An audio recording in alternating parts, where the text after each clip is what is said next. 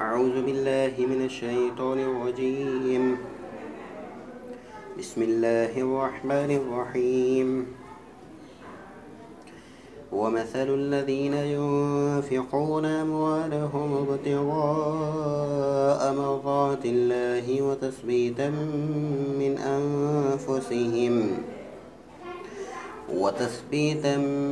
أنفسهم كمثل جنة بربوة أصابها وابل فآتت أكلها ضعفين فإن لم يصبها وابل فطل والله بما تعملون بصير. أيود أحدكم أن تكون له جنة من نخيل وعنب تجري من تحتها الأنهار له فيها من كل الثمرات وأصابه الكبر وله ذرية ضعفاء فأصابها عصار فيه نار فاحترقت كذلك يبين الله لكم الآيات لعلكم تتفكرون.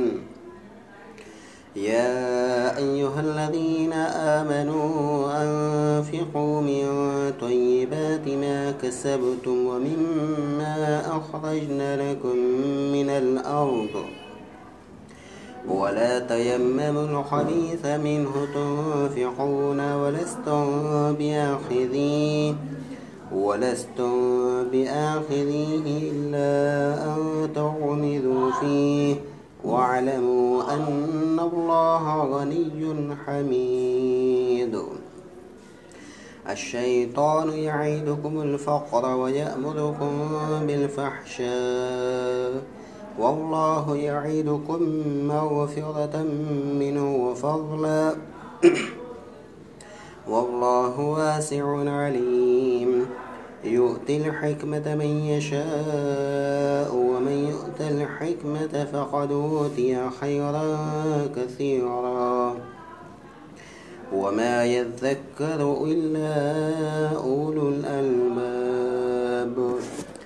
صدق الله العظيم.